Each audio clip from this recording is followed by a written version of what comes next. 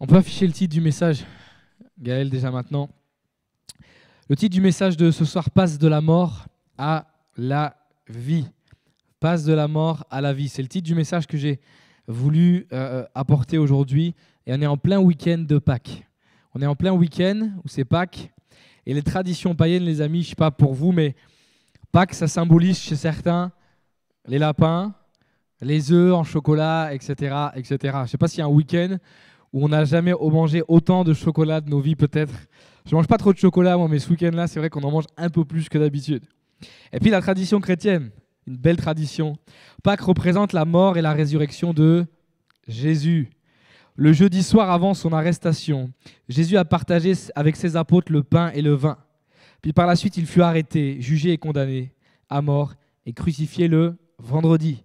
Puis le dimanche, premier jour de la semaine, selon le calendrier juif, Jésus va passer, entre guillemets je le mets, mais de la mort à la vie. Jésus est ressuscité et la Bible nous dit qu'il est aujourd'hui auprès du Père, qu'il siège à la droite de Dieu, qu'il intercède pour nous. Alors le titre du message, passe de la mort à la vie. J'ai voulu faire une application à nos vies, à nous aujourd'hui. Passe de la mort à la vie. On va prendre dans nos Bibles Éphésiens chapitre 2. Et j'ai pris en version Sommer. Éphésiens chapitre 2 au verset 1er jusqu'au verset 10. Et puis on va le lire ensemble. Le titre d'ailleurs de ce paragraphe dans la Bible, c'est « De la mort à la vie ». Vous voyez, comme quoi. Éphésiens chapitre 2, verset 1er jusqu'au verset 10. Il est dit ceci. « Autrefois, vous étiez morts à cause de vos fautes et de vos péchés. Par ces actes, vous conformiez alors votre manière de vivre à celle de ce monde, et vous suiviez le chef des puissances spirituelles mauvaises, donc c'est-à-dire Satan. Cet esprit qui agit maintenant dans les hommes rebelles à Dieu.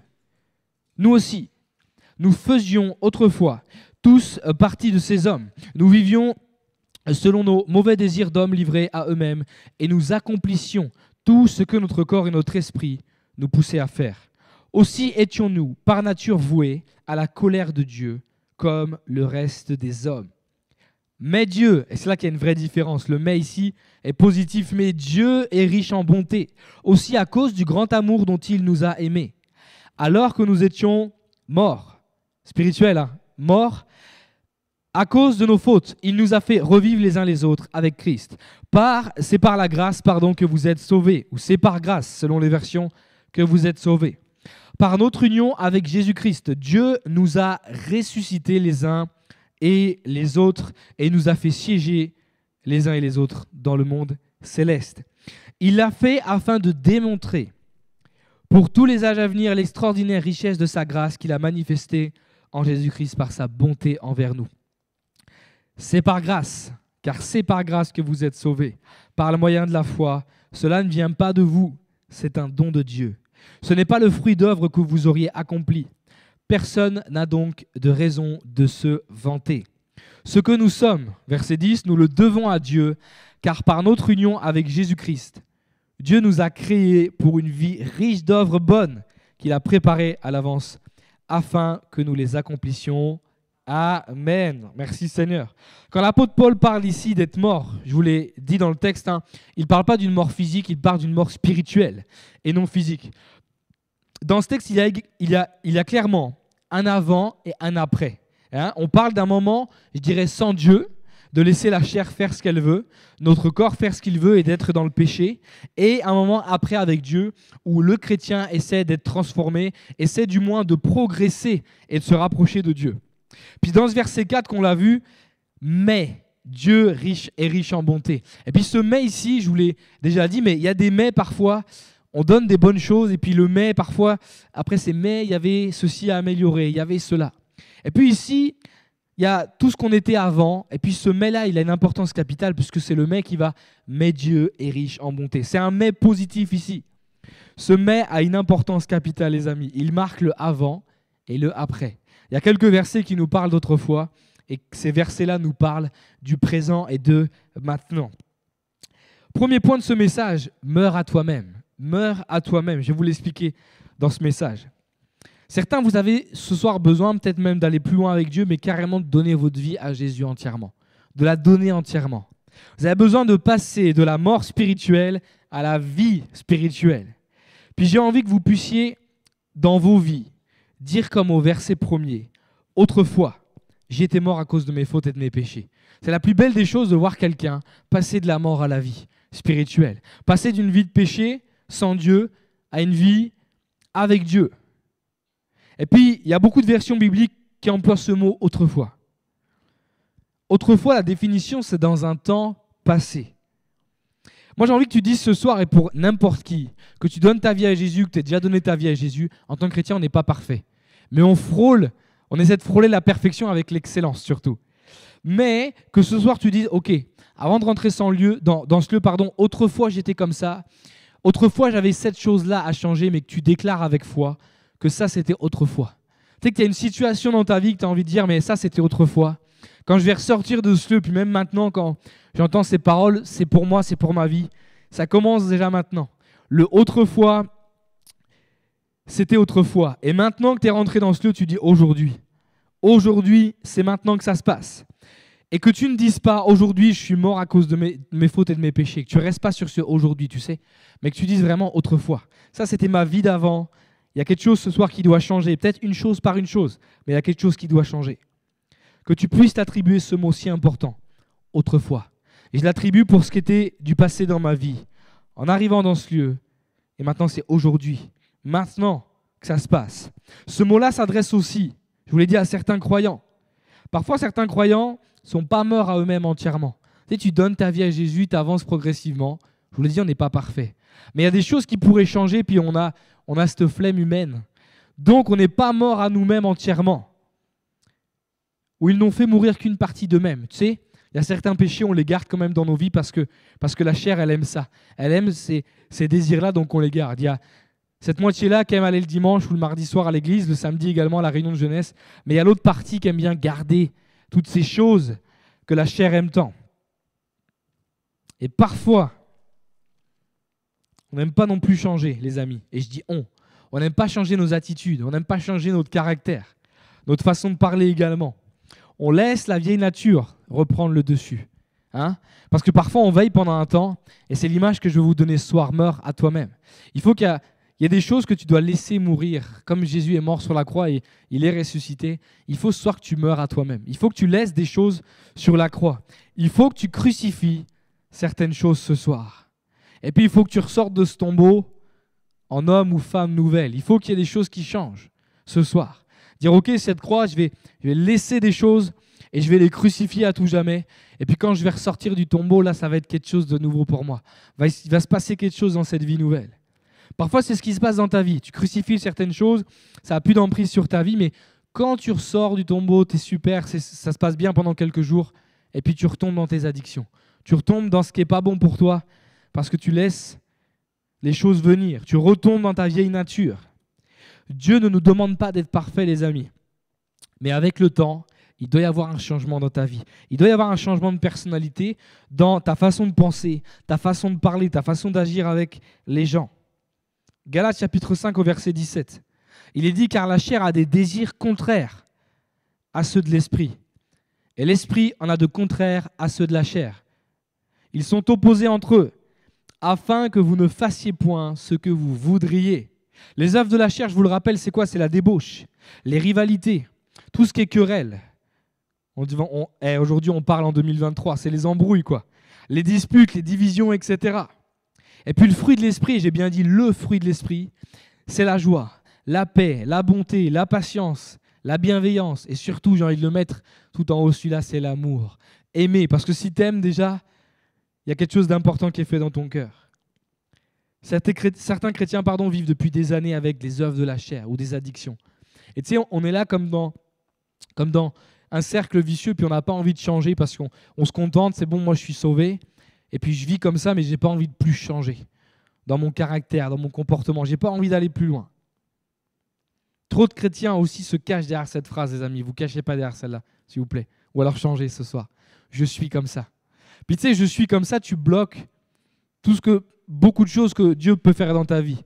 Là où il y a l'impossibilité, parce que tu dis je suis comme ça, donc là tu installes une impossibilité, ben tu restes avec ça. Tu restes avec ce je suis comme ça. Parce que tu rends la chose impossible et tu la gardes impossible. Mais à partir du moment où tu vas dire ok, je suis comme ça, Mais j'ai envie que Dieu vienne changer ceci. Tu sais, il y a cette chose qui te paraît impossible à changer en toi, même un trait de caractère peut-être, une situation que tu as vécue dans ta vie, etc., une addiction. Et puis là où ça paraît impossible, eh bien, toi qui es ici, tu sais, il y a Dieu qui est ici, mais le temps que tu restes là et que tu dis, Seigneur, moi, je n'ai pas envie que tu changes la situation ici. Mais à partir du moment où tu vas te mettre à prier Dieu, eh bien là, tu vas ouvrir la possibilité à Dieu de venir dans cette situation ou dans cette attitude que tu as tellement de mal à changer. Et Dieu va pouvoir, ce qui était impossible à la base, le rendre possible. Amen. Dieu va venir, mais Dieu nous laisse le choix, les amis. Il y a une situation qui est impossible dans ma vie, un trait de caractère que je n'ai pas envie de changer, Dieu ne te forcera pas. Et si tu le laisses comme je suis comme ça, je n'ai pas envie de changer. Avec le je suis comme ça, tu n'as pas envie de le changer. Mais si tu dis, ok Seigneur, je te laisse agir ici dans ma situation, vas-y Seigneur, je commence à te prier, alors tu laisses Dieu entrer pour changer l'impossible en possible. Dieu va rendre ton impossibilité possible. Moi, je le crois ce soir. Mais est-ce que tu as réellement envie de changer quelque chose? Est-ce que tu as réellement envie de crucifier toutes ces œuvres de la chair? Je vous montre la croix. On ne va pas les crucifier sur cette croix ce soir. Hein. On va pas l'abîmer, cette belle croix. Mais comprenez cette image spirituelle. Est-ce que tu as vraiment envie de crucifier ces choses et qui restent sur cette croix? Ou tu veux juste le faire à moitié? Parfois, on fait les choses même à moitié. Mais j'ai toujours ce chrétien un jour qui m'a dit ça. Je crois que c'était sur Le Havre encore quand j'y étais. Il m'a dit, mais tu sais Romain, nous parfois on fait les choses à moitié. Mais si Jésus était mort à moitié sur la croix. Avec cette phrase, elle m'a toujours résonné dans ma tête et je me suis dit, mais c'est vrai Seigneur. Si tu avais dit, ok, je monte sur la croix mais qu'à moitié, que seraient nos vies aujourd'hui? Éphésiens chapitre 2 verset 3 nous dit ceci, nous vivions selon nos mauvais désirs d'hommes livrés à eux-mêmes. Ou selon, on va lire une autre version, nous vivions autrefois selon les convoitises de la chair. Tout ce que notre chair va convoiter qui n'est pas de Dieu, ça va être parfois principalement le péché. Et c'est ce qui va nous faire tomber. Être tenté, je le dis, ce n'est pas dans mes notes, mais être tenté par le péché, être tenté de pécher, ne fait pas de toi quelqu'un qui a péché. Être tenté, c'est normal. Dans ta vie, tu seras toujours tenté. Jésus lui-même a été tenté dans le désert. Mais succomber à la tentation, c'est ce qui va engendrer le péché. Nous vivions dans les versets que je vous ai lus ici. Paul parle-t-il au présent? Nous vivions. Alors si je ne me trompe pas, je suis pas le meilleur en français, mais je crois que c'est de l'imparfait, c'est ça? Ok, nous vivions, c'est de l'imparfait. Ok, on est bon. Mais ça parle au passé quand même. Nous vivions dans le passé. Et puis parfois, on reste avec ces choses-là dans le présent. Moi, j'aimerais que ce soir, on s'approprie ces mots au passé et non au présent. Maintenant, je suis en train de vivre dans ma situation, etc. Et puis, tu remues ça tous les jours de ta vie. Non. Qu'aujourd'hui, tu puisses dire, autrefois, je vivais comme ça, mais maintenant, c'est fini, ça va changer. Ça ne va pas être parfait du premier coup, les amis. Je vous l'assure. Ça ne va pas être parfait. Mais Dieu va vous aider dans ce que vous avez à changer. Galates chapitre 5, versets 24 et 25.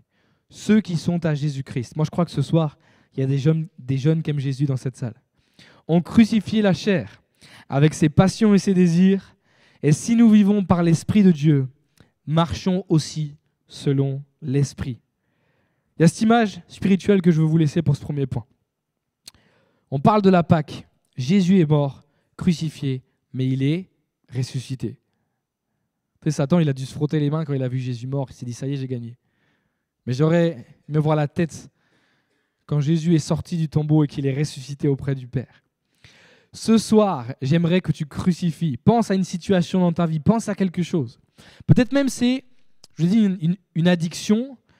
Peut-être c'est un trait de caractère, mais peut-être c'est une situation qui t'est arrivée dans ta vie. C'est peut-être quelque chose, des paroles qu'on t'a dites qui t'ont marqué. Et puis tu sais, tu vis, c'est comme au-dessus de ta tête là depuis des années, puis tu n'arrives pas à t'en débarrasser. Ou même une autre image, c'est comme un boulet qui est attaché à ton pied, puis quand tu marches, tu sens que c'est lourd sur ta vie.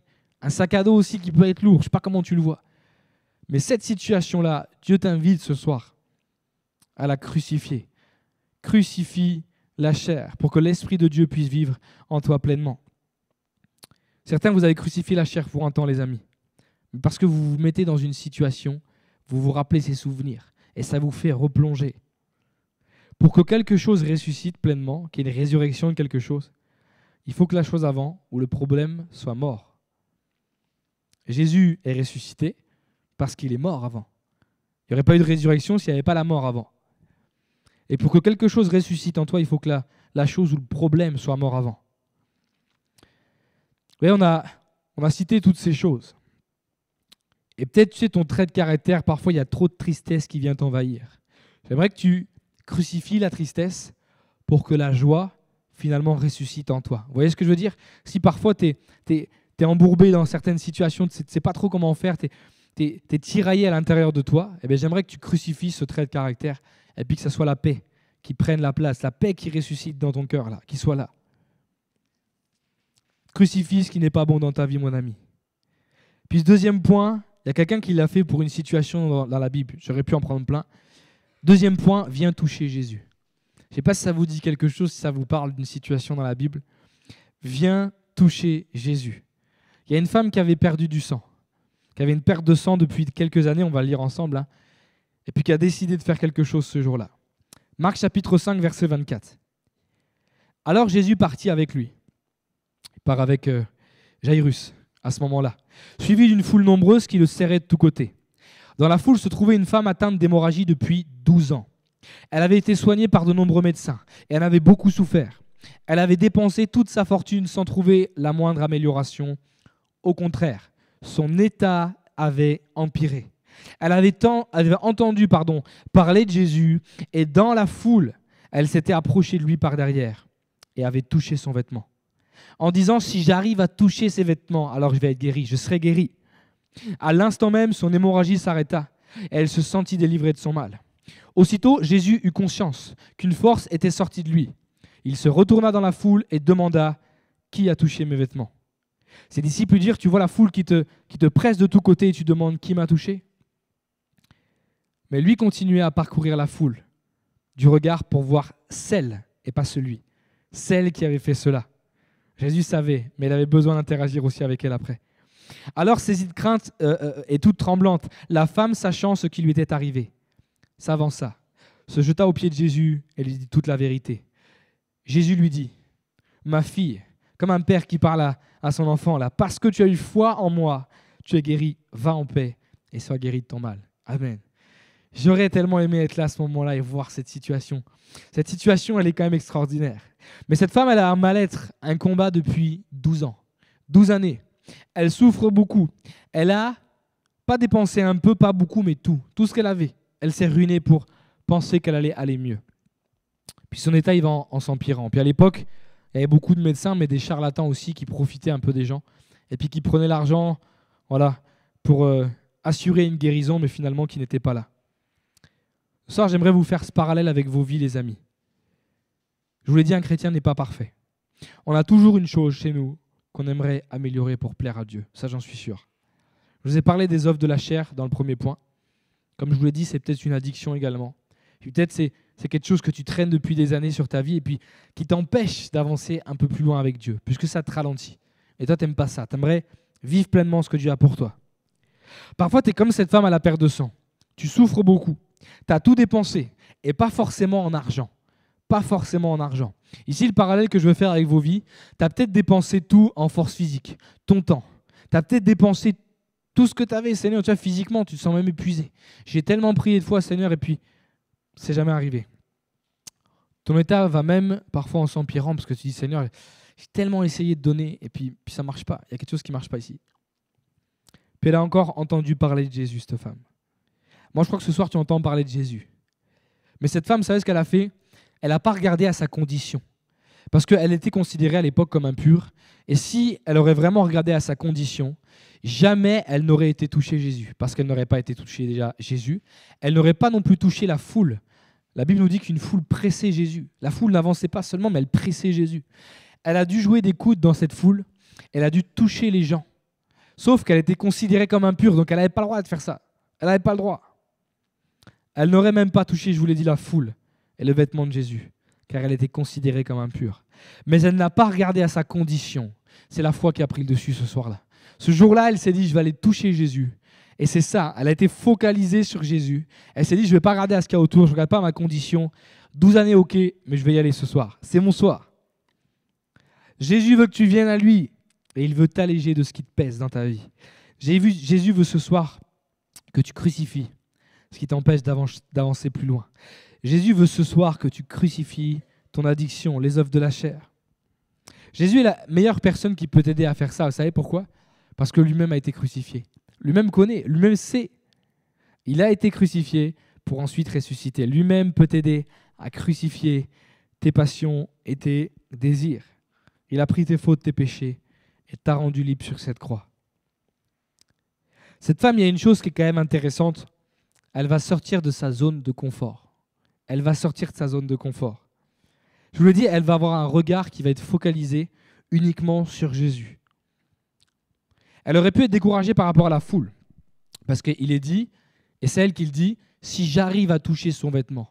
Parce qu'elle savait que ça n'allait pas être facile. Elle savait qu'elle allait avoir un combat, une lutte. Et puis, au lieu de rester où elle était, elle dit, écoute, je vais rester comme ça jusqu'à la fin de ma vie.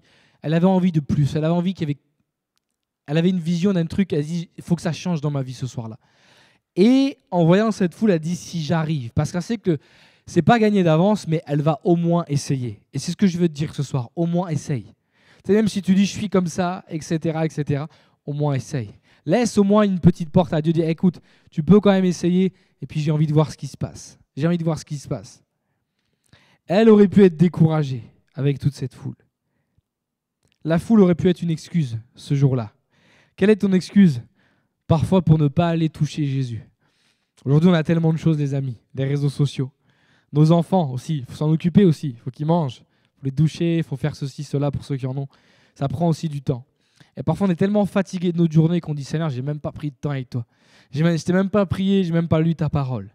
Tu sais, ça, c'est aussi aller toucher Jésus quelque part. C'est aussi prendre du temps. Je ne prends pas ce temps-là pour, par exemple, des écrans. Je ne prends pas du temps sur Instagram, je ne prends pas du temps sur Facebook, mais Jésus, je vais venir dans ta présence. Je vais venir lire ta parole et la connaître un peu plus. Ça, j'aimerais que tu sois comme cette femme. Si j'arrive à toucher Jésus, alors je vais être guéri. Il y a quelque chose qui m'empêche parfois d'avancer un peu plus loin, qui va partir de ma vie. Écoutez bien ça. Cette femme, ça faisait 12 ans qu'elle était en perte de sang. Mais pourtant, moi j'aime cette parole parce qu'elle n'a pas dit « il me faut un entretien avec Jésus ». Vous imaginez 12 ans de souffrance. Tout ce qui a dû se passer pendant 12 ans. Elle n'a pas été là et elle n'a pas dit « attends, Jésus, j'espère qu'il va rester là au moins pendant 5 heures parce que déjà, il faut que je prie au moins pendant 4h30, puis il va falloir une petite demi-heure pour me lancer, pour aller vers lui. » Non, elle n'a pas fait ça. Elle n'est pas restée 3 heures à ce moment-là dans la prière. Elle n'a pas demandé un entretien avec Jésus. Tu sais, au moment, elle a passé toute la foule, puis étant vers Jésus, au moins, elle aurait pu dire « Seigneur Jésus, il faut que je te parle. Il faut juste qu'on prenne un entretien, toi et moi, même 10 minutes, un quart d'heure, mais il faut qu'on parle. J'ai tellement de choses à te raconter. Durant ces 12 années, si tu savais tout ce qui s'est passé dans ma vie. » Pourtant, elle n'a pas, c'est pas ce qu'elle a demandé. Elle a juste mis sa foi en action. Elle a dit « Si à Jésus, là, j'arrive juste à toucher son vêtement, je sais que je vais être guéri. » Elle reconnaît aussi la puissance du nom de Jésus et la sainteté de Dieu. Marc chapitre 5, verset 29, il est dit qu'à l'instant même, son hémorragie va s'arrêter. Elle va sentir qu'en elle, il y a une délivrance, il y a quelque chose. Pas dans l'heure même, pas le lendemain, mais à l'instant, il y a quelque chose qui s'est passé. Moi, je crois que quand on met la prière en action et qu'on dit « Seigneur, je viens de toucher Jésus », il se passe quelque chose au moment où on fait ça. Veux-tu ce soir que ton hémorragie s'arrête? Veux-tu ce soir, comme cette femme, être délivré de ton mal? Je ne veux pas être trop long, les amis, ce soir. Je veux conclure mon message. J'invite le groupe de louanges à remonter sur l'estrade. On va rechanter un chant et pendant le chant, on va vraiment demander sa grâce au Seigneur. La conclusion, elle est ceci. Au premier point, on a vu « Si tu meurs à toi-même ». Et que je veux vraiment que tu t'attribues ce mot-là, c'est autrefois. Dire, ok, maintenant que je suis là, que je suis dans ce lieu, j'avais peut-être pas pensé à ça, mais maintenant, autrefois, c'était ma vie. Autrefois, c'était comme ça. Mais ce soir, ça change. Aujourd'hui, il y a quelque chose qui va changer dans ma vie. J'ai envie d'y croire ce soir. Pourquoi?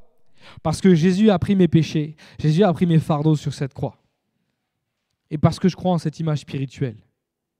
Ceux qui sont à Jésus-Christ ont crucifié la chair avec ses passions et ses désirs. Moi, je crois une chose, c'est que ce verset-là, ceux qui sont à Jésus-Christ, il y en a plein qui aiment Jésus. Et parfois, on ne pense pas forcément à changer, à être meilleur chaque jour. Mais déjà d'y penser, c'est bien. Et puis je crois qu'on peut vraiment crucifier cette image spirituelle. La chair avec ses passions et ses désirs. parce que j'ai mis ma foi en Jésus. Parce que comme cette femme qui avait une condition depuis 12 ans, quand même, imaginez le poids qu'elle avait, la charge qu'elle avait sur ses épaules. Mais elle a juste vu Jésus, puis elle a dit, ok, j'entends que Jésus passe par ici, il y a une foule qui le presse, mais je vais y aller. Puis je vais jouer des coudes et je vais juste aller toucher Jésus. Ce soir, juste le fait d'ouvrir ton cœur, déjà, tu ouvres la porte à Dieu, tu ouvres la porte à Jésus. Et puis, j'aime aussi Jésus. Ce que Jésus a fait à ce moment-là, il n'a pas appelé jeune femme, madame, mademoiselle ou je ne sais quel autre nom. Il a dit ma fille. Ma fille, parce que tu as eu foi, et pas en n'importe qui, tu as eu foi en moi, en la personne de Jésus, tu es guéri. Tu es guéri ce soir. Va en paix et sois guéri de ton mal. Ce soir, je veux que tu t'appropries ça. Va en paix et sois guéri de ton mal. Je veux que ce soir, tu sois dans la paix parce que tu vas être guéri d'une situation et tu vas être guéri de ton mal. Est-ce qu'on peut juste fermer les yeux un instant? Ma fille. Est-ce qu'à la place de ma fille, s'il y a des gars ici, bien sûr, dans cette salle, tu peux mettre mon fils, mon enfant. Et puis tu peux même rajouter ton prénom derrière si tu veux. Alors, si j'avais ce soir cette parole de Jésus, ça donnerait Jésus lui dit, mon fils Romain, parce que tu as eu foi en moi, tu es guéri. Va en paix, sois guéri de ton mal. Dirais yes Seigneur. Ce soir, je crois qu'il y a des addictions qui vont tomber, puis que l'enfer tremble, parce qu'il y a des choses qui vont, dans le monde spirituel, qui vont être balayées ce soir. Il y a comme des boulets, des chaînes qui vont être brisées, il y a quelque chose qui va se passer. Peut-être que c'est ton cas ce soir, si tu as été touché par ce message, il y a quelque chose qui t'a percuté. Alors je t'invite juste à te mettre debout à ta place. Nos yeux sont fermés les amis. Peut-être tu dis j'ai envie de changer, il y a quelque chose en moi que j'ai envie d'améliorer Seigneur. Je t'invite juste à te lever à ta place là où tu es. Alléluia. Et dire comme une prière Seigneur, je veux que tu viennes changer ça. Je ne peux pas y arriver tout seul Seigneur, mais là j'ai envie aussi de le dire autrefois. C'était autrefois, maintenant ça change. Peut-être tu mets le point sur plusieurs choses ce soir. Tu peux. Seigneur, je te prie pour ces jeunes qui sont debout ce soir. Alléluia. Merci pour cette jeunesse qui désire tant te servir et s'améliorer, tu vois. Alléluia. Tu vois que parfois la chair est là et jusqu'à notre mort, la chair sera là, Seigneur. Mais nous avons envie, Seigneur, de la crucifier. Ceux qui sont à Jésus-Christ. Et je crois ce soir qu'il y a une jeunesse debout devant toi qui t'appartient, Seigneur Jésus, et qui a envie de crucifier la chair. Même si ça ne sera pas évident, je crois, Seigneur, que ce soir, tu agis dans leur cœur et que tu le fais. Tu le fais, Seigneur, avec eux. Saint-Esprit, tu agis. Le fruit de l'Esprit grandit en toi maintenant. Et Seigneur, cette graine que tu as semée dans les cœurs, elle grandit maintenant, Seigneur. Je crois, Seigneur, qu'il se passe quelque chose dans le monde spirituel. Peut-être une addiction. Peut-être une parole qui a été donnée qui a fait mal, Seigneur. Il y a quelque chose que ces jeunes traînent depuis des années. Aujourd'hui et maintenant, dans le nom de Jésus, nous prions que cette addiction part. Cette parole s'en va dans le nom de Jésus. Ce trait de caractère s'en va dans le nom de Jésus. Et nous croyons à une amélioration d'un cœur ce soir. Nous croyons à une amélioration des pensées, de caractère, Seigneur.